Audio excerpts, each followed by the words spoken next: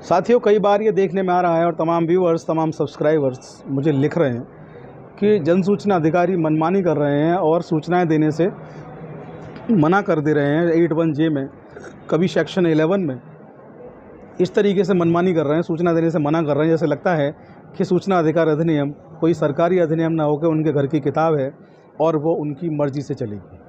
तो मैं आपको बता दूं, आज मैं आपको बताऊंगा एक हाई कोर्ट का आदेश, जिस आदेश के बाद जन सूचना अधिकारियों की मनमानी हो जाएगी ख़त्म और वो करने लगेंगे सही तरीके से काम। और ये आदेश इसलिए भी बहुत ज़्यादा महत्वपूर्ण हो जाता है क्योंकि इसको देश की सर्वोच्च अदालत यानी कि माननीय सुप्रीम कोर्ट ने इस केस को तय किया है।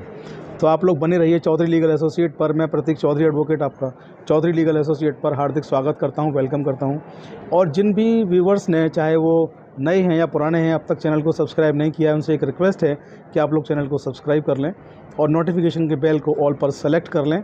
और आप लोग हमें फेसबुक और इंस्टाग्राम, हमारे जो पेज हैं वहाँ भी फॉलो कर सकते हैं। आईडी सेम है, चौधरी लीगल एसोसिएट। लिंक आपको डिस्क्रिप्शन के बॉक्स में मिल जाएंगे। और एक गुजारिश, अगर आपको वीडियो अच्छा लगता है तो उसको शेयर भी कर दिया करें। तो आइए ज़्यादा देर ना करते हुए चलते हैं आज के वीडियो की तरफ। तो मसला ऐसा है कि एक व्यक्ति ने सूचना अधिकार का प्रयोग किया और जन सूचना अधिकारी को एक पत्र लिखा और सूचनाओं की मांग की। जन सूचना अधिकारी ने उसको जो है उस पत्र पर सूचना देने से इनकार कर दिया और ये कहा कि सूचनाएं जो हैं देने वाली नहीं है, सूचनाएं का कोई पब्लिक इंटरेस्ट नहीं है, सूचनाएं पर्सनल इंटरेस्ट की हैं, इसलिए आपको नहीं दी जाएंगी। उस व्यक्ति ने अपील की, प्रथम अपील की सेक्शन 19 क्लॉज 1 में, वहाँ भी कोई उसको संतुष्टिपूर्वक जवाब नहीं मिला। फिर सेकंड अपील की सेक्शन 19 क्लॉज 2 में, RTI एक्ट में, वहाँ भी जब सेकंड अपील की वहाँ भी उसको संतुष्टिपूर्वक आंसर नहीं मिला और उसकी अपील निस्तारित कर दी गई। उसकी अपील जो है वो पूर्ण कर दी गई, सुनवाई उसकी पूरी हो गई, लेकिन व्यक्ति संतुष्ट नहीं था।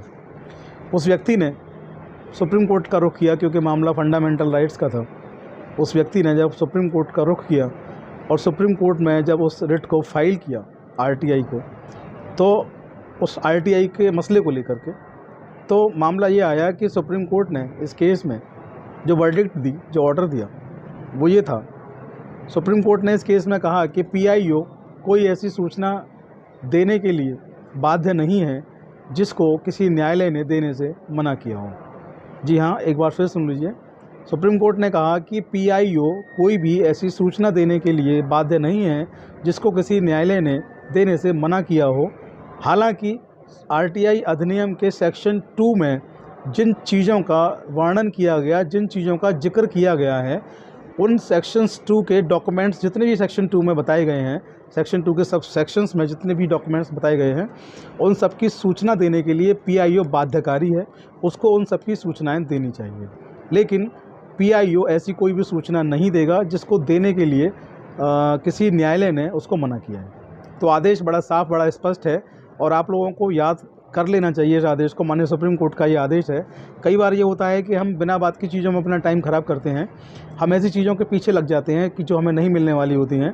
तो वहाँ पर आप दूसरा तरीका इस्तेमाल कर सकते हैं, जहाँ पर मैं आपको बता दूँ सबसे बड़ी बात कि जहाँ पर आपको लगता है कि सूचना अधिकार से कोई चीज़ नहीं मिलेगी, सूचना अधिकार को तमाम तरह से बाउंड भी किया गया है, वहाँ पर आप इंडियन एविडेंस एक्ट 1872 की सेक्शन 76 में सर्टिफाइड कॉपी लेने के लिए एप्लीकेशन दे सकते हैं। अगर आपको इस तरीके से डॉक्यूमेंट नहीं मिलता है तो उस तरीके से आप अप्लाई कर सकते हैं। तमाम भाई हैं, तमाम बहनें हैं जो ले रहे हैं इस तरीके से डॉक्यूमेंट और वो अपडेट भी करते हैं कि सर मिला है। तो आज के वीडियो में इतना ही। हाँ, जाने से पहले इस केस का जो शीर्षक, जो टाइटल है, वो मैं आपको बता दूँ, आप लोग इसको नोट कर लीजिए।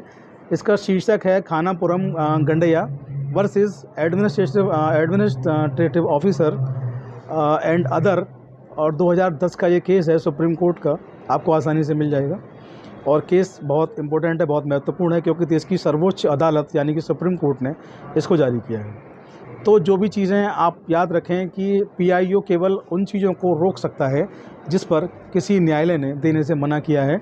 और हम और आप जितने भी एक्टिविस्ट हैं RTI के, या RTI मांगने वाले, लिखने वाले, लेने वाले, वो अच्छी तरह जानते हैं कि हम क्या मांग रहे हैं। और ऐसा तो कभी कभी ही होता है कि किसी न्यायालय ने किसी चीज़ को देने से मना कर रखा है।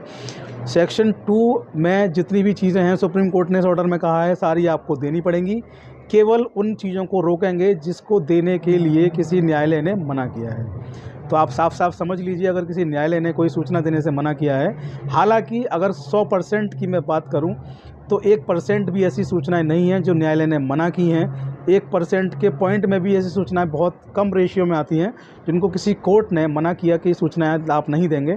अदरवाइज़ सारी सूचनाएं सेक्शन 2 में कवर होती हैं, सारी सूचनाएं आपको मिलती हैं। तो आपका जन सूचना अधिकारी, अपील अधिकारी आपसे कहता है कि आपको सूचना नहीं मिलेगी, तो आप उसको बताइए कि केवल आप उन सूचनाओं को रोक सकते हैं जो किसी न्यायालय ने देने से मना किया है। अदरवाइज़ सेक्शन 2 में जो सूचनाएं देने के प्रावधान हैं वो आपको देनी पड़ेंगी। वो आपकी जागीर नहीं, वो आपकी संपत्ति नहीं, वो आपकी सूचनाएं देने के लिए आपको नियुक्त किया गया है। अपने कार्य के प्रति जिम्मेदार रहते हुए उन सूचनाओं को उपलब्ध करवाइए, अन्यथा आपके विरुद्ध भी तमाम कार्रवाइयाँ हम करेंगे।